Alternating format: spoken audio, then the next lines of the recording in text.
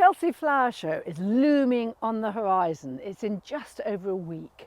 And I find Chelsea very exciting. It's probably the most celebrated flower show in the world, and it's famous for its show gardens. I've done 9 of these gardens, and I've also been a judge of the gardens. I've been an assessor, I've been on the selection panel, and so I've been participating in all different ways. And I started going when I was about 16, which is almost 50 years ago or more. So I've been to a fair few of them.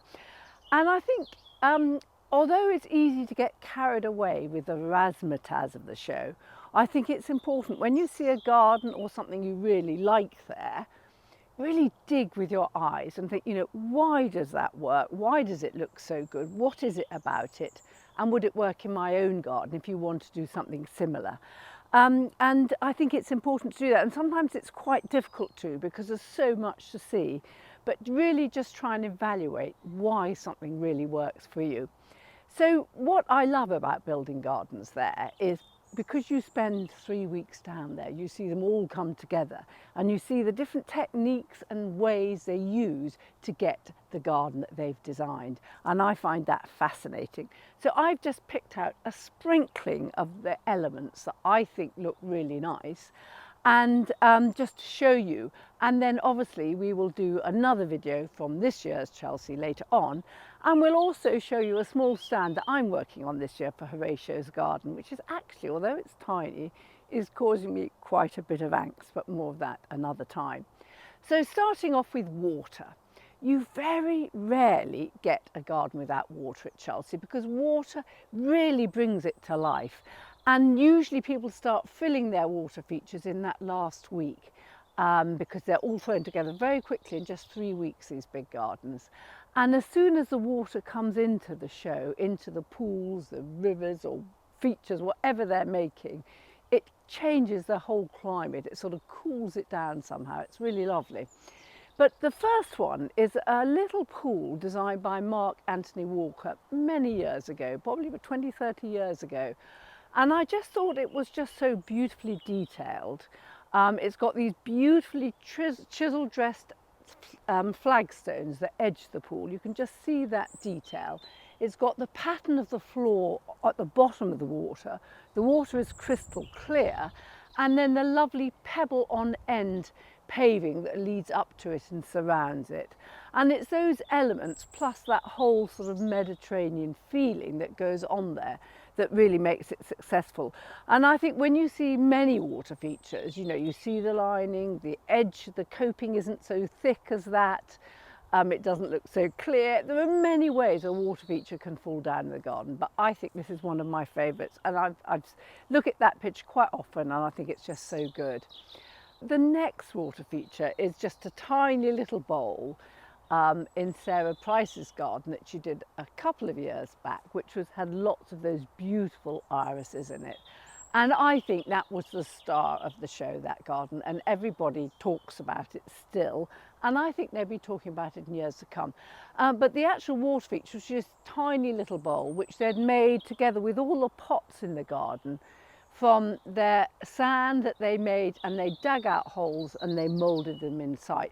Now obviously I say that, but it took them quite a few tries to get the whole method right and to work. But they did look spectacular.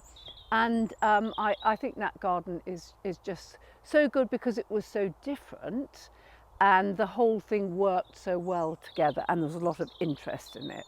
Now, we talked about Tom Bannister's little garden with the cool water pool in it to bathe in, because everybody's into cold. Well, some people are into cold water immersion. And he made it himself. He made the trough himself from his own type of concrete with a lot of coir in it. And then he came here and showed us how to make them. And I do think that was a wonderful garden. And I think that simple water feature, dressed up with the ferns and the mosses and everything like that, just really sat nicely in the garden. And that is quite achievable for someone to do in a small space. Even if you don't like cold water immersion, I think as a water trough, it looks really nice. So I think that was a great one, easy to copy or take ideas from, and very successful. Now, Rupert Golby has done a few gardens at Chelsea, and they've all been absolutely first class. Oh, Dolla's just seen a fox, I think. got a fox prowling around at the moment. And Rupert, one of the ones he did had this water feature in it, and it was just so lovely because of the wonderful Brussels sprout feature at the centrepiece. Now that's just a bit of fun, but it's something I don't think, even though it's fun, you would ever get tired of, and it was beautifully executed. So that's why I popped that one. But you would obviously have to find someone to make something like that for you. And I remember back in the day when it was shown, which was some years ago, it cost about £4,000. Now it would probably add a couple of noughts on that, or a nought on that at least. But it's fabulous, and I still remember it to this day. The first garden that I ever did at Chelsea was a garden for children, and I did it because I had young children, and I had my garden before I had my young children, and I didn't want to fill it with sort of orange climbing frames and purple slides and that sort of thing, all in plastic. So I did a garden that showed how you could make a garden for children that would work for adults too. And so the interesting thing I think about this garden was that we did water that was safe for children. So we did this pool, and we put in an underwater grid, and we just set it about an inch below the surface. And I measured my children's feet to make sure the grid size would not allow their feet to slip through it. And then we grew plants up through the mesh so that you could actually not see the mesh at all. And then the rest of the garden, we had other water that was safe for children. So we had a drainable paddling pool, and then we had another one with a beach beside it. Oh, and then we had a very shallow stream running through it. So we had 3 types of water: very shallow, be very difficult to drown in, drainable paddling pool that looked like a real stream, and then the underwater grid. And that whole garden was a real learning curve. Doing your first garden at Chelsea, I had done 3 competitions, and the prize for each one was to have your garden built, and I was highly commended in the first 2, and then with the Wind and Willows we won it, so we built it, and that was a fabulous experience, and I really enjoyed it, the first of the 9. Planting at Chelsea is obviously a big part of it, and in the judging, the planting occupies quite a few points for the score. But I think what people don't realise is that when you order your plants for Chelsea, if it's herbaceous planting and you've got a square metre to fill, you will order at least 8 plants for that square metre, maybe more. They'll be planted pot thick. So if you're using herbaceous and you've got them in litre pots, they will literally be cheek by jowl touching. And of course, because it's in May, usually the end of May, you never know what's going to be in peak flower and what isn't. And so you order normally 3 times the amount, and they'll bring some on fast under glass, they'll have some outside and some maybe under fleece. So that is partly why these gardens cost so much, because you need a lot of backups, because you never know exactly how they're going to perform, the plants. And then a lot of these big gardens are sort of teams of girls that work for set designers for Chelsea, and mainly girls, I have to say, because your plants arrive and they're surrounding the hard landscaping, which has usually been done in the first week of build-up. Do you want to come and sit on my knee too? Come on then. Okay, there's just about room for 2. And so in the sort of 2nd to 3rd week, you start putting your plants in. And the plants surround the garden, and it's more like flower arranging, because although you will have done a planting plan to get your numbers right, when it actually comes to popping them in, although you don't pop them in, you almost just position them, it's very much done by feel and how it looks at that time. And so I think when people sort of look at the planting and think, oh, why doesn't my garden look like that? It's because they've designed that planting for that particular month, and they're going to make it look spectacular. If you went and looked at the same planting even 4 weeks later, 5 weeks later, it wouldn't look anything like the same. So please don't be disenchanted if your garden doesn't look as floriferous as that. And you know, you do it with immaculate care. When we did the wild meadow turf with the Wind and Willows, we were literally brushing the grass with hairbrushes. I mean, that's how it is. The other thing is the style of planting. So I've noticed over the years, sort of 20 odd years ago, there was a lot more block planting. So they'll have, 5 irises, then some roses and something else. But now it's much more matrix planting. So they just mix and match and mingle all the plants together. and that gives it a very much looser, somehow richer effect for a flower show, I think, than block planting. But some people do still use block planting, and I think in gardens generally, I think you get a lot of block planting still, with maybe a few sprinklers throughout it, so you get a sort of mixture of the two styles. But when you look at a garden and you admire it, and you admire the plants and the planting style, just bear that in mind. What style of planting have they used? Why do you like it so much? And how long would it actually look like that for? So Andrew Sturgeon in this garden has got lots of matrix planting, and I think it looks beautiful the way he's done it, and the silver birches, he's used multi-stem silver birches repeatedly throughout it. And of course, it is contrasted, the sort of ephemeral nature of the planting is contrasted by the very curving walls, which I think are a sort of rendered wall. But it's a lovely garden, but it's very much of that style. The Newt, who have sponsored Chelsea for the last few years, in their garden, which wasn't judged, used more block planting as well, with a bit of sprinklers through it. And I just thought it was interesting to see it's a more conventional perhaps garden, successful, much admired, because it did have more structure in it than a lot of gardens. A lot of gardens at Chelsea today seem to be very much more naturalistic, very much more flowing, without the structure and stronger styles that perhaps they had a few years back. I'm not quite sure why this is happening, because I don't think it's reflected in garden design as a whole, but at Chelsea it certainly is going that way. I just thought these pineapples in the bowl, which are on Andrew Martin's trade stand, was just such a lovely touch. I mean, if you're going to do something slightly wacky and divine, Chelsea is obviously the place to do it, and you might not have all those pineapples or a basket like that, but they do look amazing. Tom Stewart Smith's garden was a real eye catcher last year. And the main ingredient probably were the hazels, the multi-stem hazels, which were underplanted with sort of semi-woodland type planting. And I put this in just to show you that the hazels, obviously the hazel tree would naturally grow from the base, and you'd be having lots of hazel shoots coming up from the bottom. You rarely would see a hazel with a clear stem like this. They just don't grow like that. So they will have cleaned up the hazels to show the clear stem, so you could see the planting through it. Otherwise you wouldn't have seen it with all the bushiness of the hazels at the bottom. So that is, you couldn't, I don't think, really keep a hazel like that, because it would just be too much work, because they throw up shoots repeatedly throughout the year, and you'd spend your life tiptoeing through the planting, clearing up the hazels. Another interesting point was Tom suddenly saw the white rhododendrons at the last minute, and so he put them in. He bought them and put them in, and you can do that with the garden. If you suddenly see something that's in flower that you hadn't considered before, but a nursery offers them to you, then you go for it. You make a lot of last minute decisions if you see something that you think will look really spectacular. And they were much remarked upon, even though rhododendrons aren't possibly a most fashionable plant at the moment, but he used them in the way that they looked great. Now, many trees feature in Chelsea gardens, and they're used often in quite an iconic way, so you remember them. And when I did my first garden, the Wind in the Willows garden, we were looking for a hollow tree which we could put a door on the front and make into a little house.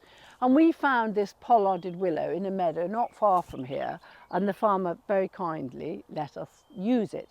And we didn't actually dig it up with the roots. We literally cut it off at ground level where the trunk hit the ground, with about that much soil below it, if that. But what surprised me was by the time we lifted the willow tree at the end of Chelsea, so it had probably been there for 3.5 weeks, something like that, it had actually rooted into the ground. And that just shows you the powers of regeneration of willows. And you often do see willows at Chelsea. I saw some lovely young pollarded willows that look really nice on a garden in Chelsea with a boardwalk running through them. Umbrella trees are very popular nowadays, and you can get them quite readily. And I thought these were really lovely. They were hawthorns, and they formed a lovely strong statement either side of the water feature. And sometimes you see them arranged over a sitting area, and we've often used them like that. You can either make your own or you can buy them ready-made, depending on your budget. But it just shows you what you can do with a tree, and that's one of the things at Chelsea. You see trees of all shapes and sizes. And I saw these stunning trees, plane trees, grown with a bend. And I think they had just been like that on the nursery, perhaps in a windy situation or something. And so they'd started to go like that, and I think the nursery thought they'd make a feature of that, and so carried on training with a bend like that. So it just shows you the versatility of trees. You often get big statement trees, like Sarah Price used these really lovely pine trees in her iris garden, and they go brilliantly with the irises, and that deep dark emerald green went so well with the pinky walls behind it. The second garden we ever did was a tree house, and it was the first tree house ever done at Chelsea, and it was very difficult finding a big enough tree that we could lift, bring into Chelsea, that didn't need a police escort, because we had quite a restricted budget. I think the whole garden was 22,000 or something. But we eventually found one on the farm next door. It was in an avenue. He didn't like it because it had a very split trunk, which for me was ideal.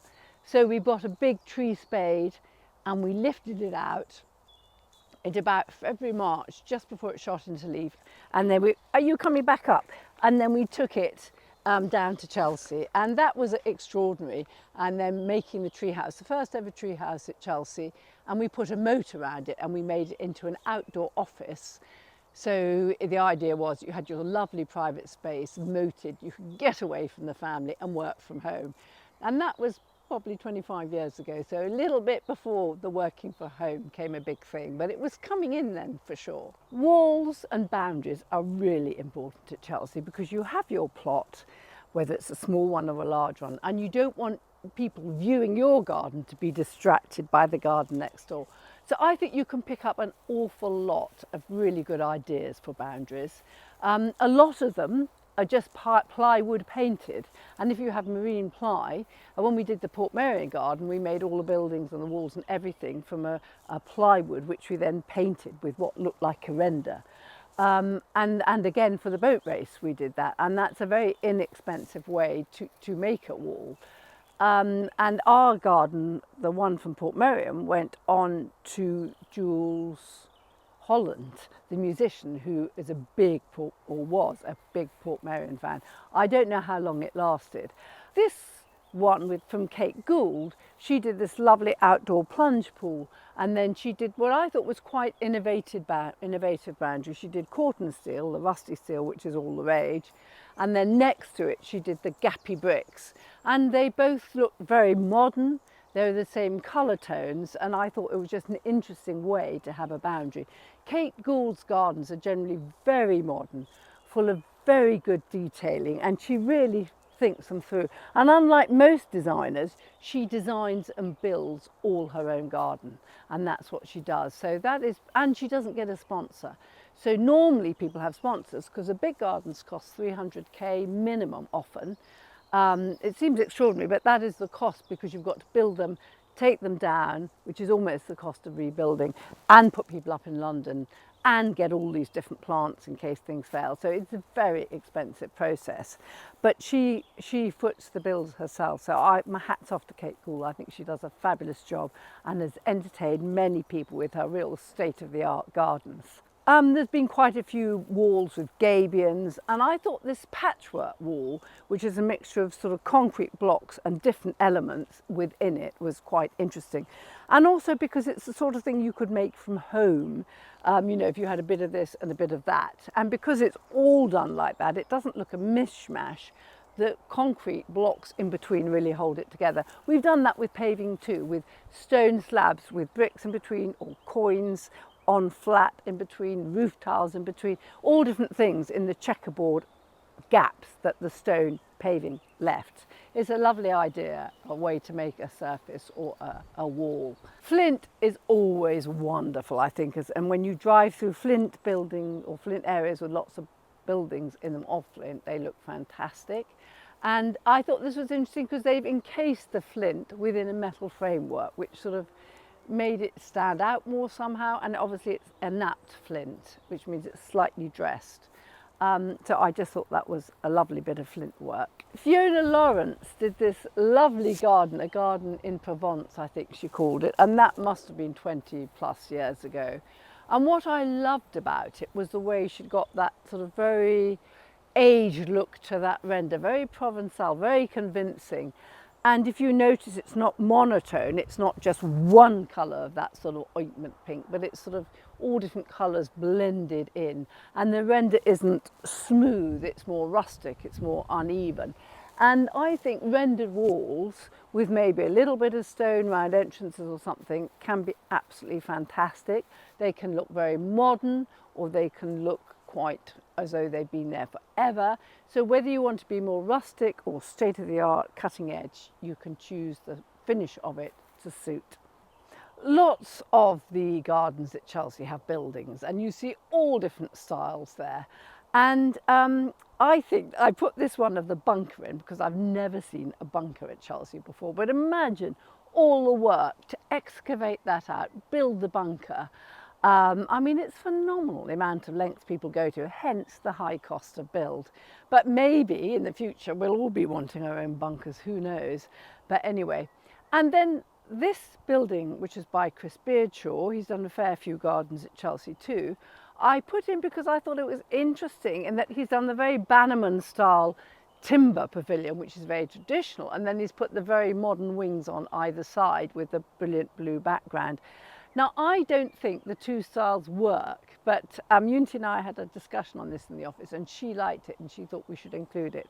So I did include it, but I do think it's quite difficult if you mix two styles. With a building, with your home, it is lovely sometimes to see a modern glazed addition onto a sort of medieval house. I think it can look stunning, don't get me wrong, I do like mixing it.